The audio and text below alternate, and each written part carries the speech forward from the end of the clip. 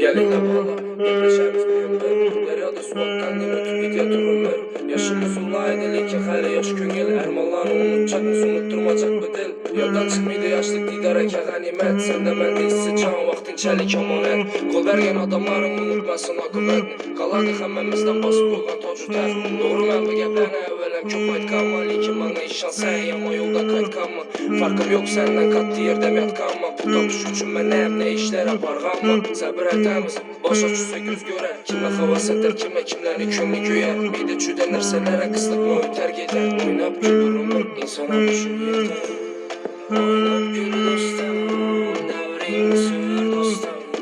Bu dünyada ganime köngelle hayday olsun. Oynap gül dostum devrini sür dostum.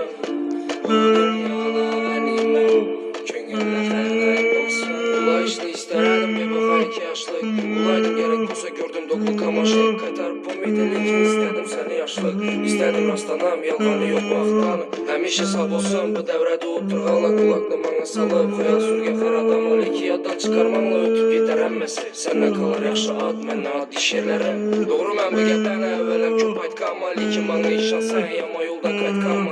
Farkım yok senden katlı yerde yatqanma. Pul tapış üçün mən ne işler aparğanma. Gülüp istedim maddi yürüşte kaldım. Özgertirmedim ansep bakın hikasın şu gider aldım. Gülüp istedim maddi yürüşte kaldım. Özgertirmedim ansep bakın hikasın şu gider aldım. Oynap gül dostum devrini sür dostum. Bu dünyada ganime köngelle